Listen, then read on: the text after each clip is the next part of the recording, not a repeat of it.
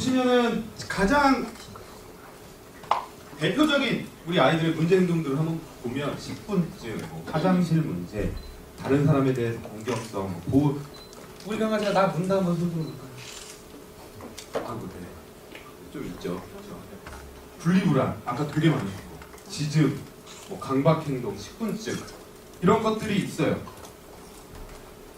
가장 먼저 해야 될 게 뭐냐면 우리 아이가 어디 아픈 거 아닌가 먼저 확인해야 돼요. 제가 수의사라서가 아니라 행동학을 하면서 정말 많이 느껴요. 가장 제가 감명 깊다고 말하면 좀 그렇구나. 기억에 남는 케이스가 하나 있어요. 정말 좋으신 분들이었어요. 보호자분들. 안양에서 오셨었는데 우리 강아지가 유기견을 입양하신 분이었어요. 유기견을 입양하신 분이었고 2년 동안 산책을 못했어요. 산책을 못한 이유는 나가서 움직이지 않아서요. 그럼에도 불구하고 이분들이 뭘 하셨냐면 매일 나가서 유모차에 태워서 다니셨어요. 그리고 그 2년 동안 트레이너 3명을 고용을 해서 교육을 해본 거예요. 안 바뀌니까 난 얘랑 너무 산책을 하고 싶고 그런데 안 바뀌니까 계속 바꿨는데도 못 고치는 거죠. 당연히 못 고치죠. 그래서 마지막이다라고 생각하고 저한테 오셨어요. 그래서 저는 딱 들어오는 순간 알았어요. 갑상선 기능 저하증. 우리 강아지 좀 살쪘다. 별로 안 먹는 것 같은데 살찐다. 근데 겁 되게 많다. 이러신 분 계신가요? 그러세요. 좀 별로 안 먹는 것 같은데 살찌고 겁이 되게 많고 불안해한다. 그러면 갑상선 기능 저하증을 꼭 확인해 봐야 돼요. 걔는 2년 동안 그런 식으로 고생을 하다가 마지막에 저를 찾아왔는데 5일 만에 산책하는 영상을 저한테 보내주시고 인스타에 올리셨어요. 5일 만에. 지금은 이제 보호자분이 약간 갑상선 기능 저하증이 걸리면 아이들이 사람이랑 똑같이 아이들이 어떻게 되냐면 좀 무기력해져요. 좀 무기력해지는데 완전히 우리가 생각하는 것처럼 의학이라는 게 딱 100과 0이 되는 게 아니에요. 집에서는 활발해요. 근데 밖에 나가면 겁이 나서 아무것도 못하는 거예요. 그래서 걔는 그냥 갑상선 호르몬만 추가해줬는데 모든 문제가 해결됐고 지금은 정말 보호자분이 약간 이렇게 얘기하시죠. 너무 활발해서 자기가 이제 힘들다. 맨날 산책 나가자고. 그래서 이런 경우들이 상당히 많아요. 어떤 아이들은 미용할 때 엉덩이 쪽만 만지면 막 아파한다 그래서 만져봤더니 멀쩡해요. 그래서 엑스레이 찍어봤더니 고관절 쪽에 좀 문제가 있는 것 같아서 그래도 말을 못하니까 얘네들이 저한테 말을 못 해주잖아요. 내가 여기가 아파서 예민해진 거야 라고 말을 해주면 좋은데 말을 못하니까 우선 해봐야 돼요. 어차피 이건 나중에 문제가 될 거니까 큰 병원 가서 한번 수술해보세요 라고 하고 수술을 했는데 그 뒤로 그런 문제 전혀 없어지는 아이들도 있고. 그래서 처음에는 우리 아이가 어디 아픈 건 아닌가 먼저 확인을 한번 해보셔야 돼요. 아픈 곳이 없다면 행동학적 문제겠죠. 아픈 곳이 없다면 행동학적 문제인데 행동학적 문제에서 3가지가 결정을 내립니다. 유전, 경험, 교육. 근데 우선은 유전은 우리가 어쩔 수 없는 부분이 있어요. 원래 타고 태어난 거죠. 선진국 같은 경우에는 강아지가 태어나서 좀 공격성이 있고 어디 유전병이 있다 그러면 어떻게 하냐면 더 이상 번식을 시키지 않아요. 사람한테 맞는 강아지를 그래도 사람과 행복하게 살 수 있는 아이들을 태어나게 하기 위해서 번식을 시키지 않는데 우리나라는 어떻게 되죠? 또 하나는 이렇게 아기를 낳아보신 분들도 계시겠지만 우리가 임신하면 태교가 중요하다고 하잖아요. 스트레스 받지 말라고 하잖아요. 그런데 얘네들은 임신해 있는 순간 어떻게 될까요? 그 번식장 안에 있는 아이들 계속 스트레스 받고 그 스트레스 호르몬은 태반을 통과합니다. 아기한테 가요. 그러면 뇌가 막 발달되는 순간에 그런 스트레스 호르몬들이 아이들 뇌를 자극을 하게 되면 편도체라고 좀 어렵지만 편도체라고 불안을 느끼는 부분이 되게 과활성화가 돼요. 태어나면서부터 정말 예민할 수 있는 소인을 가지고 태어나는 거죠. 이런 부분 때문에 아마 해외나 유럽이나 미국이나 일본 다녀오신 분들은 좀 아실 수도 있어요.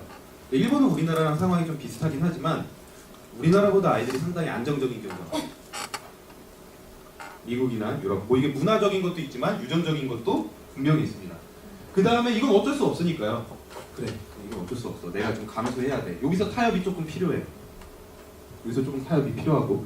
그 다음에 경험적인 부분을 한번 보자면 경험이 가장 중요한 시기가 언제일까요? 이제 다 아실 거예요.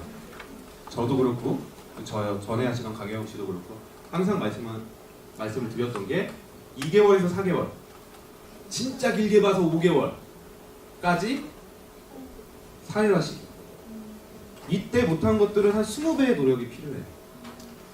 근데 제가 느끼기에는 많은 분들이 우리 아이의 사회성에 대해서 고민하세요. 그죠?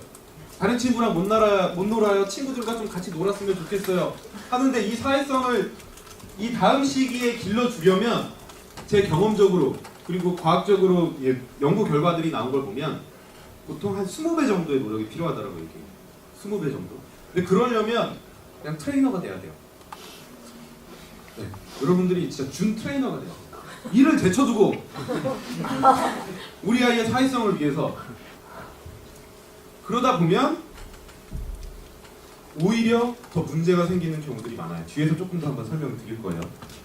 그리고 또 하나, 지금 우리 사회화 기간을 맨날 2개월에서 4개월 뭐 이렇게만 말씀을 드렸었죠. 근데 이거만큼 중요한 시기가 있어요. 3주에서 8주. 우리가 어쩔 수 없는 시기. 3주에서 8주. 이거는 1차 사회화라고 하는데 이때는 개가 되기 위해서 배우는 시기예요.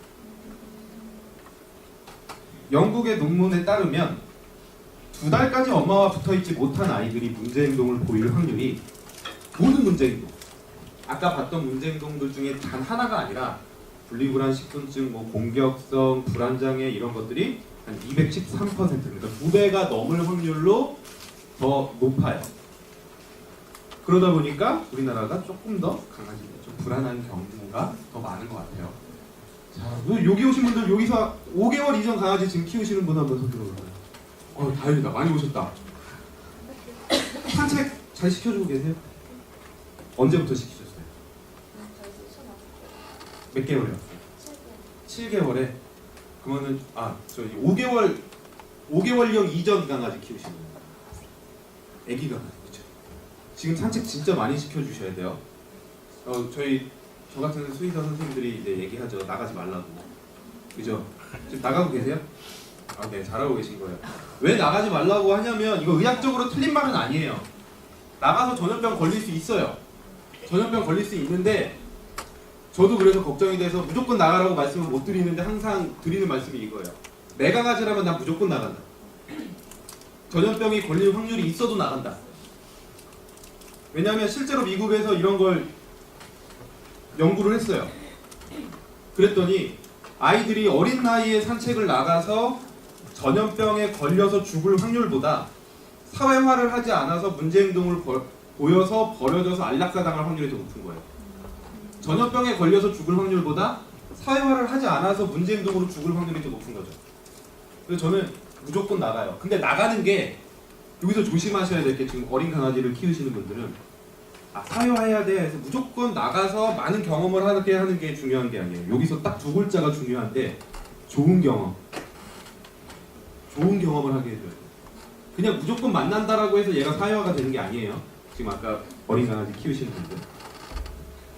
그렇다면 마지막으로 남은 건 이제 교육인데, 유전과 경험을 벌써 다 정해져 버린 우리 성견들은 문제행동을 보이면 이제 보호자 탓인 거죠. 그죠? 교육을 하지 않은 우리 보호자분들 탓인 거예요. 이 교육을 하기 전에 정말 중요한 것들 중에 하나가 이거예요.